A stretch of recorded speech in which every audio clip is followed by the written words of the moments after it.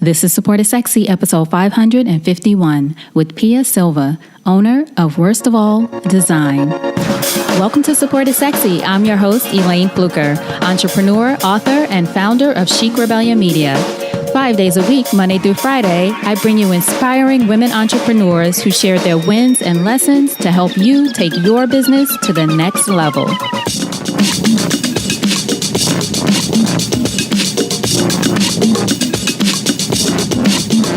Here we go.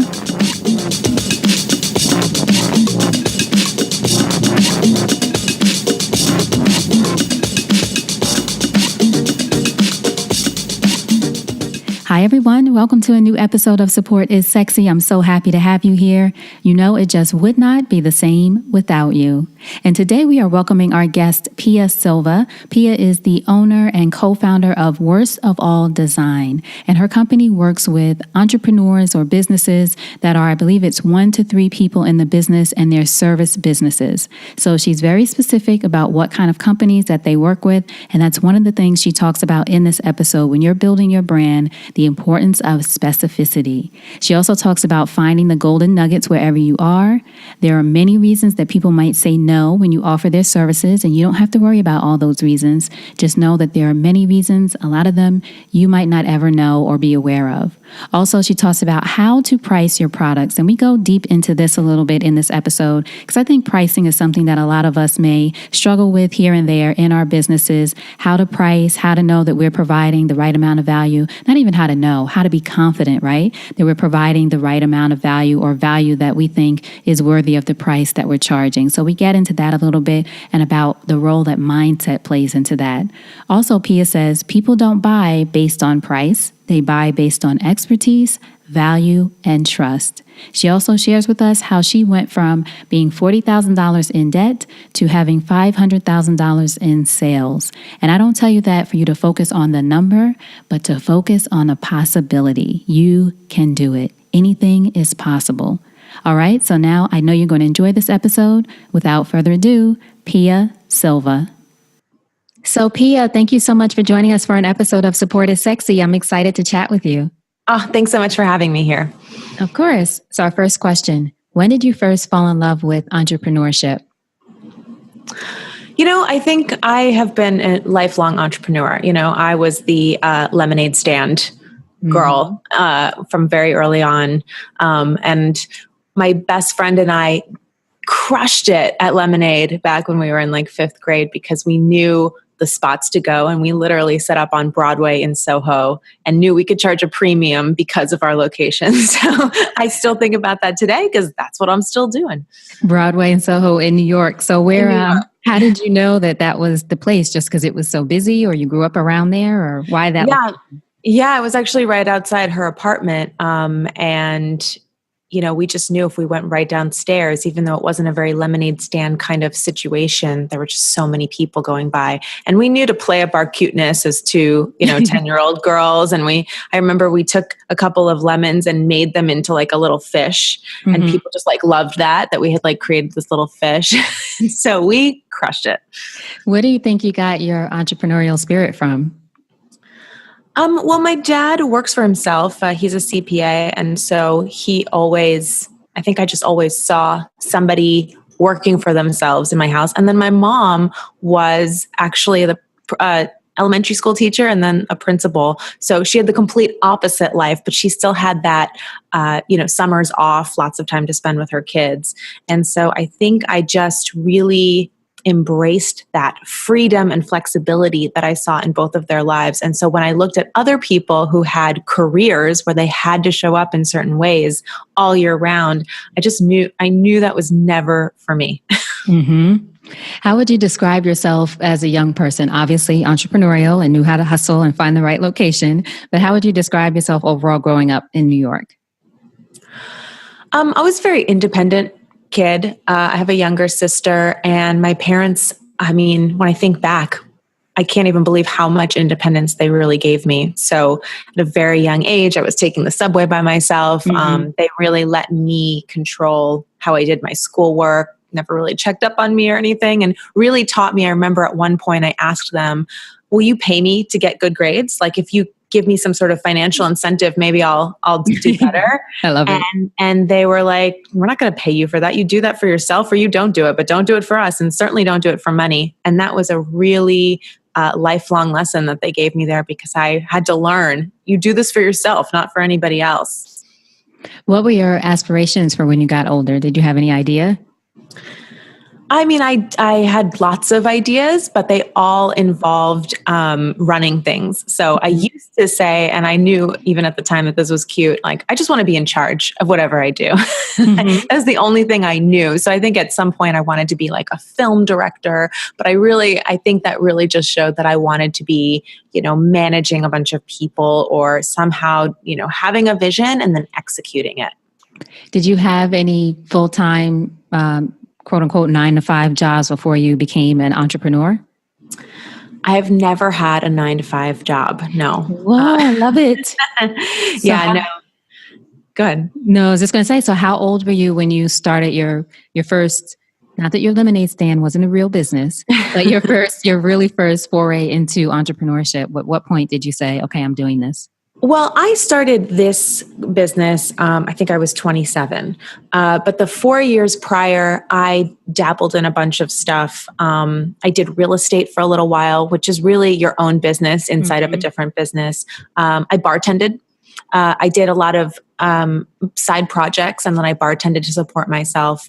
I was hired in a couple of different small businesses as a business consultant, believe it or not, even though I wasn't trained as a business consultant, because I was kind of recommended as somebody who knows how to get things done. Mm-hmm. So these small businesses, they would bring me in. I was brought into a pizzeria cafe that was opening, and they just needed someone who was smart and had a can-do attitude to help with everything from figuring out how to lay the place out to like which refrigerator we were going to get to how to manage the employees, none of which I had any experience in, but they were like, you seem like a can-do kind of person. You come highly recommended. Yeah. Now, who is the person who's recommending you? Is it someone who had worked with you before, or someone who knew you personally?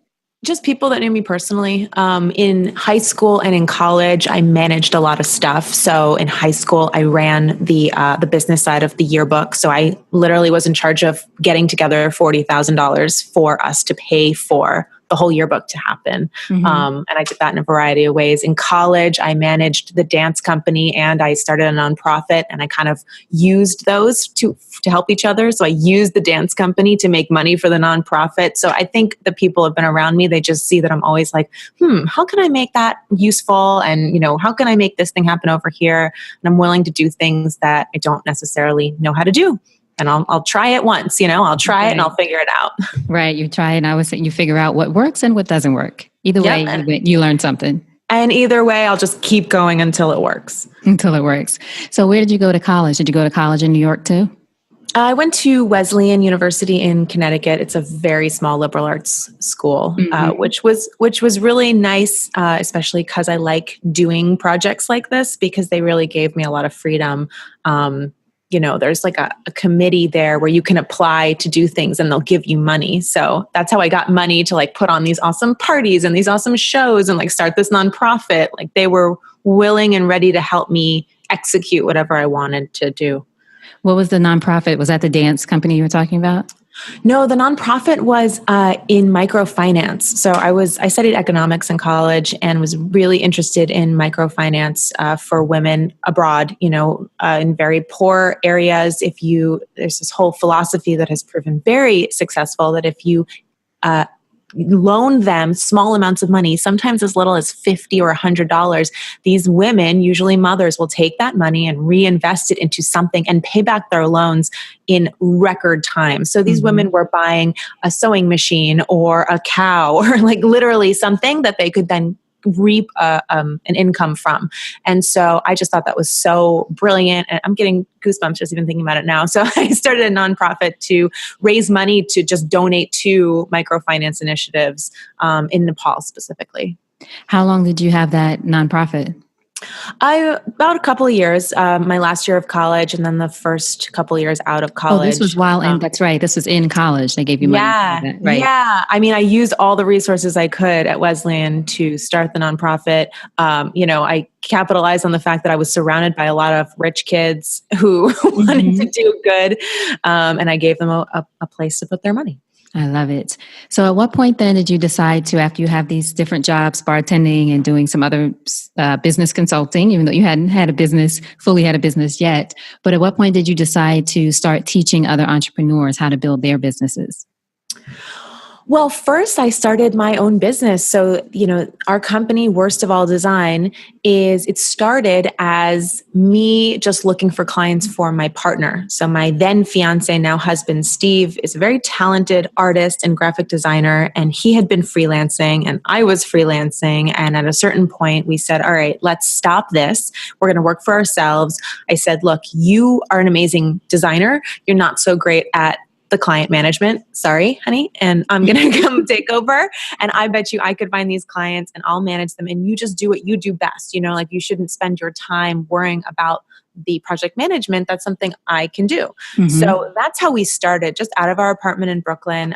We did that freelance life for a while. And then in my own experience of looking for clients, how to close clients, how to market our business, I learned all of this on the job. And we built our business much by all the strategies that I now teach. I teach other entrepreneurs, and by building our badass brand. So once I did it for myself and I saw how successful it was, and then I started doing it for our clients and I saw how successful they were, the next logical step was, how do I teach a whole bunch of entrepreneurs to do this? Because I've just found that is the fastest way to take your services and get them to a really healthy business model. What would you say was the key for you? Of course, you have strategies and things in place now that you teach, but what would you say it was the key for you in the beginning with getting started when you decided, okay, I'm going to be the person who, reaches out to prospects or finds people to become clients for our business, just for anybody who's at that very early stage? Yeah.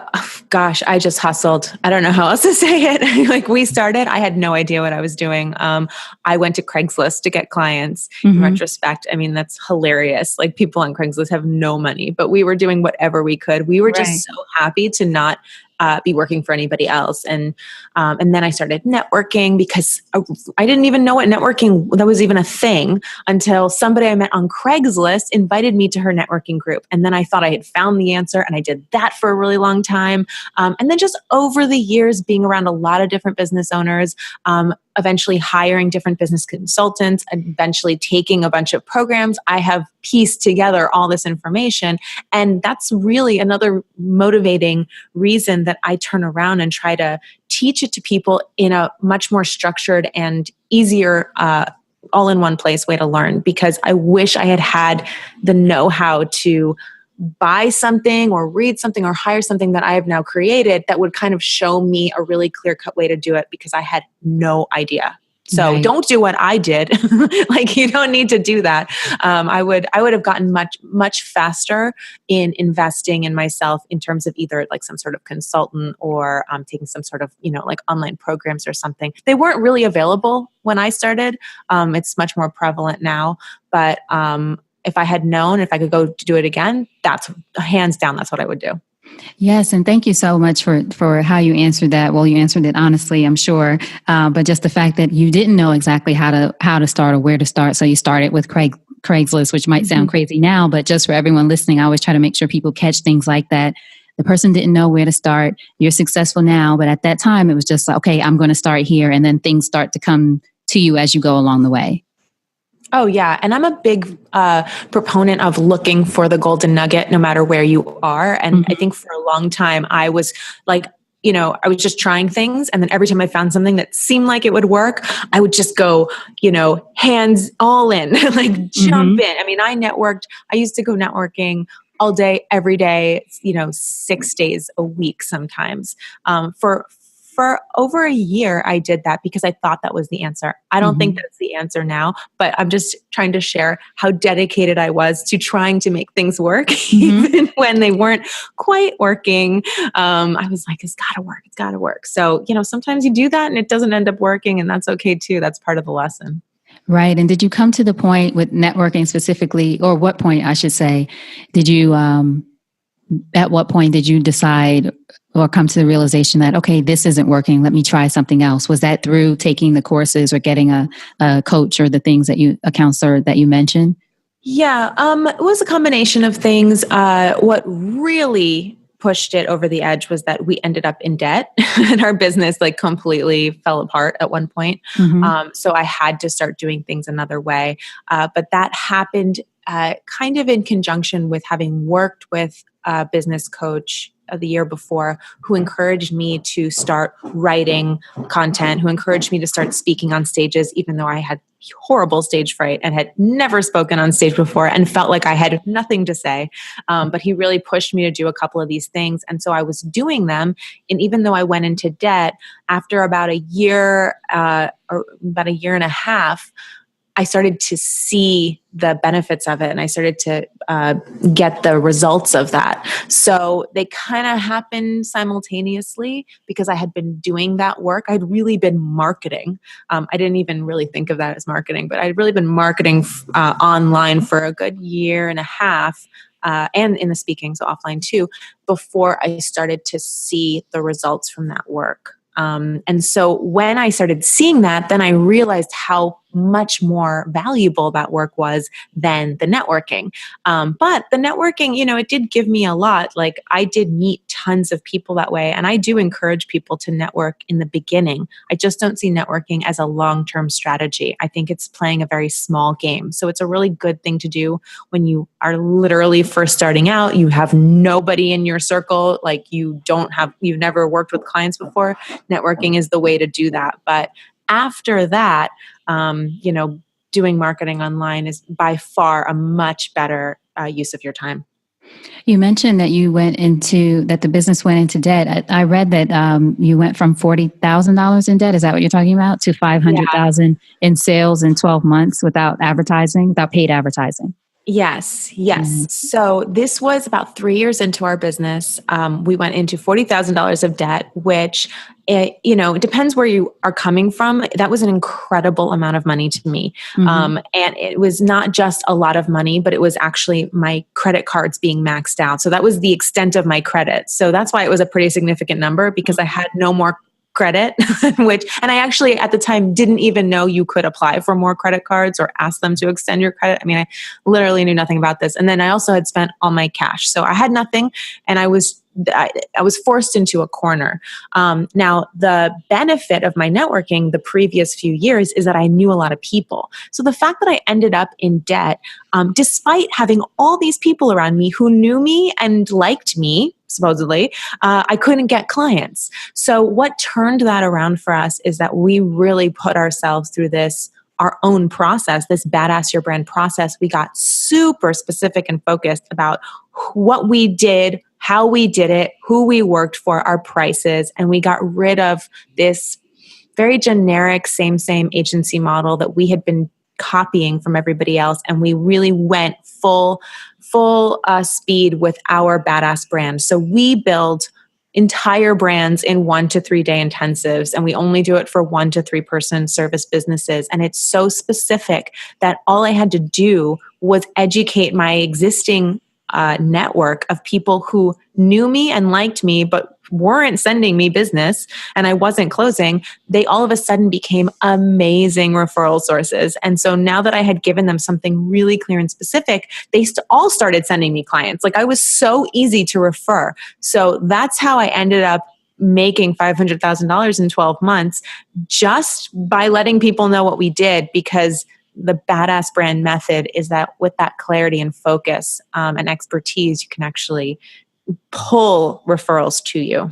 And do you think that, or do you find that not having that specificity about the people that you want to serve and leaving some as they say, leaving some things on the table or deciding to not work with a certain group or a certain number of people or whatever it is, that is where a lot of companies struggle because they're afraid to sort of let some of the other things go so they can focus. I think you hit the nail on the head with that one. Absolutely. I think that's everyone's biggest problem. It's very scary because you have to be ready to say no to, what seems like potential money, potential clients, because it doesn't fit into your market, especially when you feel like, well, I could do that. That's in my wheelhouse. I have the ability to do that project. So why would I say no to it? You say no because by saying no, you actually build a really clear, badass reputation for yourself. And that kind of clarity in your brand, your reputation, is what allows a lot of people to send you really hot referrals. My referrals turned from, it's not like I didn't get referrals before. They were just kind of, they were weak referrals. Oh, you need a graphic designer? You should talk to Pia. Here, Pia, meet them. And, that's the weakest referral you could get. The referrals I get now are, oh, holy shit, you need to talk to Pia. She's exactly what you need. People get on the phone with me. They're like, oh my God, I just read through your whole website. I want it. That's the kind of relationship you want to have with your clients. And that's how you get to start charging more and more for your services, and also attracting really awesome clients. And I would think it would send you more robust projects as opposed to smaller one-off things where people, like you said, might hear that, oh, you need a designer. Oh, talk to Pia, as opposed to someone's like, oh, I'm trying to do this, whatever big thing in my business. Talk to Pia. She can do the whole thing for you. Yeah, definitely. I mean, we decided that we would not do projects that weren't full branding projects. Right. So that was a really big decision, but I still get emails, referrals, inquiries. I just fielded one a couple minutes before we got on. Do you do logo design? And I'm happy to respond. Sorry, we don't do logo design. We do full branding projects, and here's a link to our prices. And if that's at all interesting to you, then I'm happy to talk to you. But if not, it's fine, and I don't want to waste my time talking to anybody who isn't very clear on at least a general sense of how much we charge and the fact that we are definitely doing entire brands. I don't need to talk to you about your brochure. There's other people to do that. Right. You could find that. And again, that's getting to the point where you're comfortable as a business owner to be able to say that. Absolutely. And of course, when you raise your prices, when you have a lot of demand, it's much easier to say that than when you don't have any clients, you feel cash poor. I mean, obviously it's much easier to talk about that from this position. And I know what it's like to not have clients and to have to say no.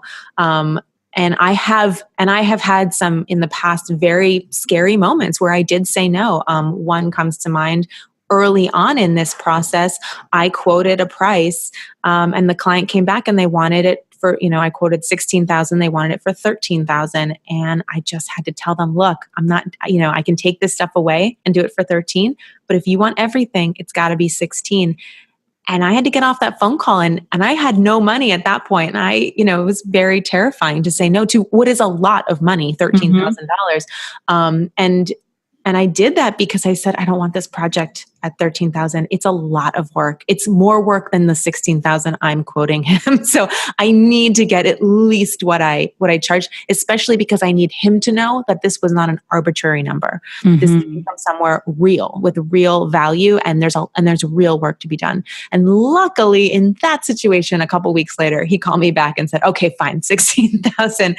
But many other times they don't come back, and I don't remember those people obviously because I blocked them out. Right. Yeah, but I think have that. Yeah. Yeah, but I think, sorry to cut you off. I was just going to say, I think that's such a great example of being afraid and still holding on to your price, especially if you believe that, and this is the reason you price it at that, you believe this is the value, what it's worth. At least you probably could have said more, but at least, right? And then do you find and do you teach people with your badass process that there might be times, just as you said, that people do walk away and you have to be okay with that? Absolutely.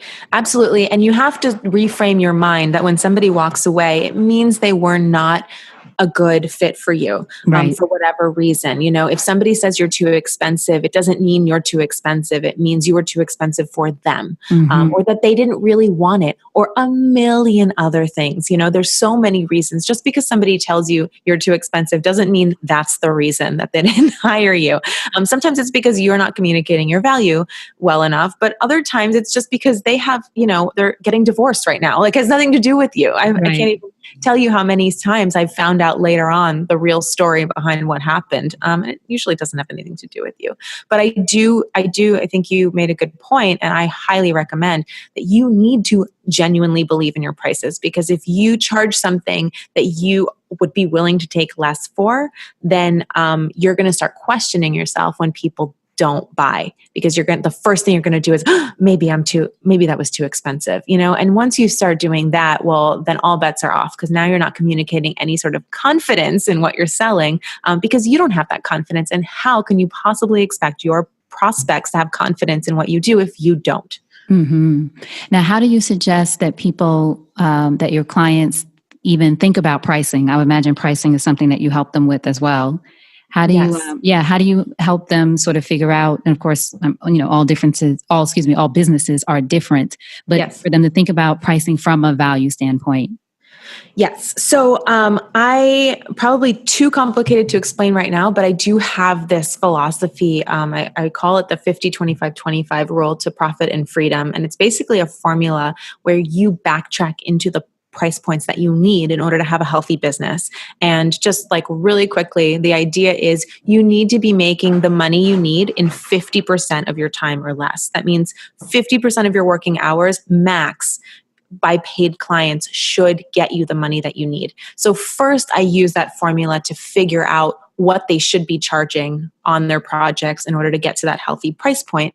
And then if they're not there, we look at ways that they can increase the value of what they're offering, and or usually both, decrease the amount of time they're spending on those projects, and so that they can get to those prices. And so this is a totally different approach to pricing. Most people look at other people, look at the competition. They want to come in higher, lower, wherever they want to come in. I'm like, forget everybody else. This is about you and your business and what you need and what your value is.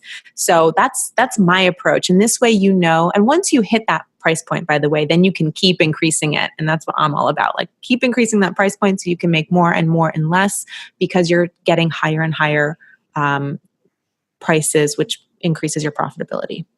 And you call it the 50-50-25? Is that what you said? The 50-25-25 rule. 50-25-25. And so the 50 is for the amount of time spent with paid clients. Right. The 25 is a full 25% of your time at least should be dedicated to building your brand and your reputation online and off. And the last 25 is kind of free time. It's basically, you should schedule in and plan for your time off, because you're an entrepreneur and you should have at least 25% of your time available to you. Now, you might not vacation for 3 months out of the year, but you might use that time to do a hobby, spend time with your family, or just, in the beginning, also use that to build your brand and reputation so you can get there faster. But the point is, you need to schedule that time in. You can't be working to the brink all the time. You'll never build a healthy business that way.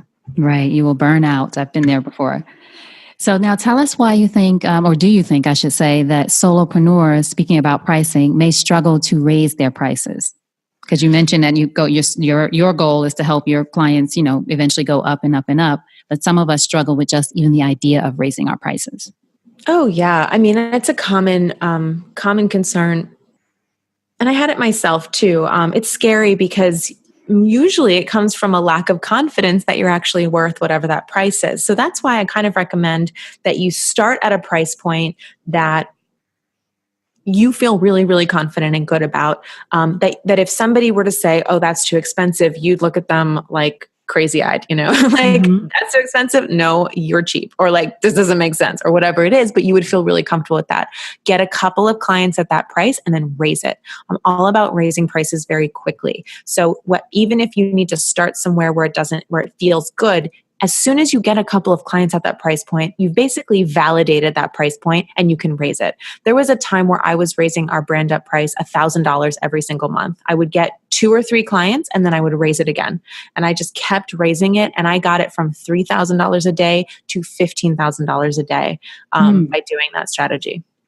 Wow. So what made you, was there any limit or range or anything like that you were looking at as far as raising it? Or you just said, I'm going to raise it $1,000 each time after we get X number of clients? Well, after I did it a couple times, then it was fun. Like I just kept doing it. You see what happens. It's addictive. I believe me, it's addictive. I really thought 10,000 was the max. And I did $1,000 a month, basically until I got it to 10,000. And then I felt like, oh, that's the max. And then, about 6 months later, I just raised it to 15. And you know, what happens when you raise your prices like that, especially that extremely, you get fewer people who are ready to buy, but you need fewer people. Like I'm all about freedom and flexibility in my lifestyle. So I didn't raise it from 10 to 15 to just make $5,000 more every project. I raised it to do 50% fewer projects. And that was totally fine with me if we did fewer projects and made the same amount of money, because I have other things that I'm investing my time into. So that's one thing, like understanding that every time you raise your price, you need fewer clients in order to make the same amount. I mean, that alone should be motivating in order to start testing it. Do you also think too that people should be aware of, you know, I've heard other entrepreneurs talk about this sort of the race to the bottom. So we think that, you know, if your prices are $15,000 a day and I say, oh, well, I'm going to come in at, I mean, this is extreme, but $2,000 just to be lower. And then, like you said, first of all, I would have to have so many more clients to meet the same goal. But then also someone else could come in that says $1,000. Like it's always a lower person. But some of us think, I'm going to try to be the cheapest to beat everyone. Do you warn your clients against thinking that way?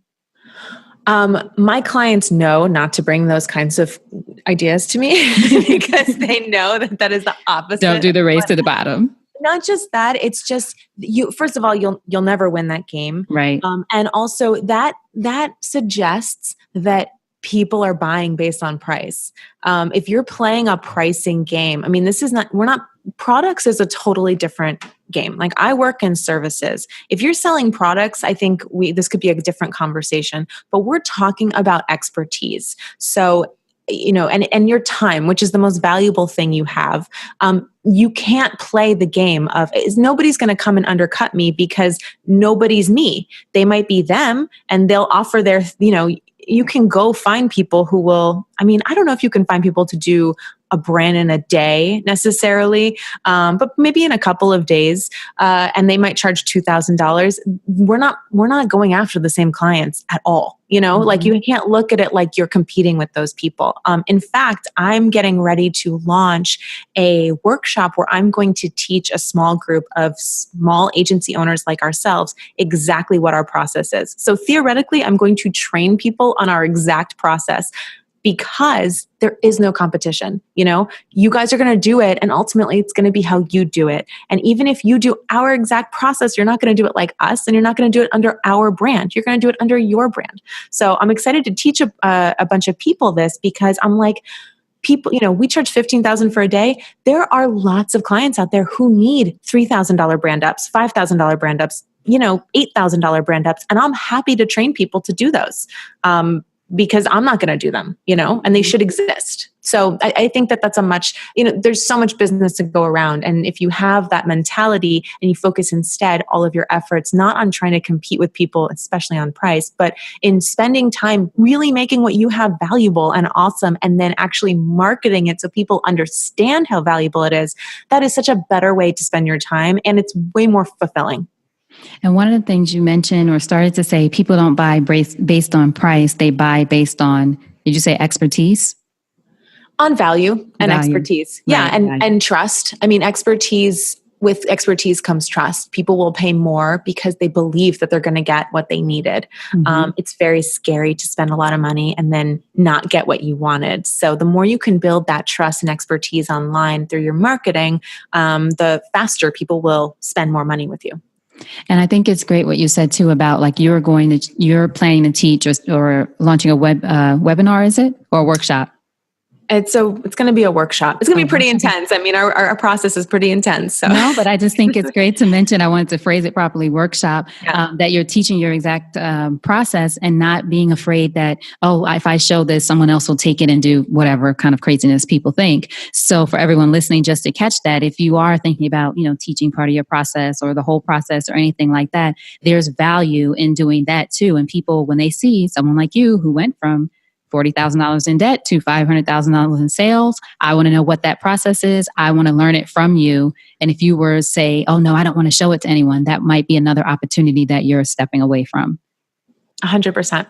Mm-hmm. So what do you think, or what is the plan for the workshop? Do you have it already up, running, done? Or is there a link that we can find out? Because I'm sure people would want to know. Or is it just for certain clients, or how are you doing it? Yeah, I mentioned it just because it came up in conversation. I'm actually that is before this other program that I'm launching in a couple of weeks. What do you got coming up, Pia? Tell us. I have nothing on that yet. If people are really interested in that, because that's definitely going to be a much higher price. I mean, we're literally giving away the farm, so I'm going to charge, but it's going to be like I teach, basically training you. People can just email me about that. What I'm doing right now is I'm getting ready to launch a program called the Badass Authority Bootcamp to help people build their authority online. That's the thing I was talking about, that it took me years to really do that. But now that I've done it, I can go back and say, oh, this is how I could have done that so much faster. It's really about building awesome content and how to figure out what you have to say that's different than everybody else and how to say it differently. And I was actually just writing some of the emails right before we got on and really realizing that there's so much marketing stuff out there, but it's all selling you templates, funnels, this quick fix stuff. And I'm like, if you really want to do this right, it's not templates. Sorry. it's hard work thinking about what you do that's so great and then really articulating that. So that's what I really want to help inspire people to do.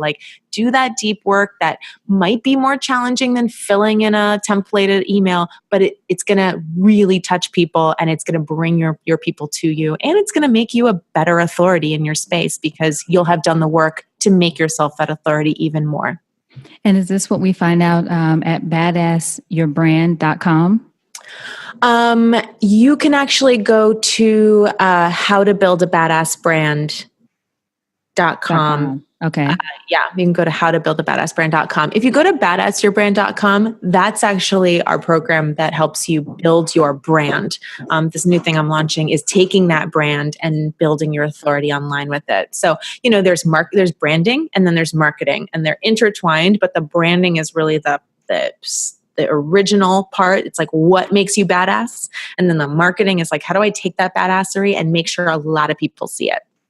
I have a link here that says badassyourbrand.com/support is sexy. Is that something that will work for people? Oh, yeah. Okay. So I put that up and it actually has our brand shrink, which is the interview we give all our clients to figure out what's so badass about them. So if you go there and you download the brand shrink and you answer those questions, you'll find out a lot about your business. Excellent. All right. Yeah. So everyone, I will of course have links. So I just wanted to make sure we got all the links because I'm sure people are going to want to know how to work with you, hear from you, take advantage of anything that you're offering. Thank you so much. So I'm sorry I'm not being so clear. I have so many things going on. No, that's good. That's just what you got going on, Pia? Tell us. No, that's great. We'll have links to everything. Yeah. But the best thing you can do, because this is the thing you can do right now, is take that brand shrink. Answer those questions. That'll be helpful. At the badassyourbrand.com /support is sexy. Yeah. Excellent. Yeah. So what would you say is the greatest challenge in your business today, and how are you working through that? Oh man, just keeping it all straight, I've got so many things I want to do and I cannot do them fast enough. So my biggest challenge is just putting things aside, actually doing one thing well before doing the next thing well and not getting ahead of myself. As you can tell, maybe I have so many things I want to do. And at this point, I have so many people asking me for different things and I'm like, yes, that sounds great. Yes, I do want to do that. Hold on, I'm coming.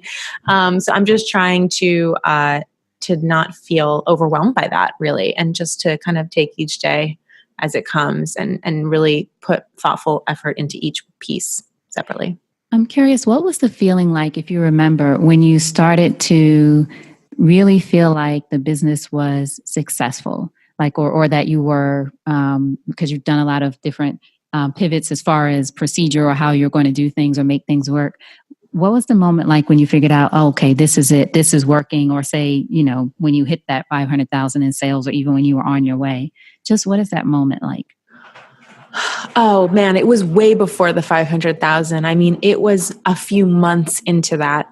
The money at the end of the road was a nice validation, but the feeling came when I could feel, it was almost like you can imagine like a river rushing one way, and then it like reversed and started just rushing the other way. It was like I could feel it going like coming towards me instead of me like chasing it. And it just felt like, oh my gosh, like I don't have to worry anymore. Like people are coming to us. They're not going to stop coming to us now. Like I can see how this is not going to stop.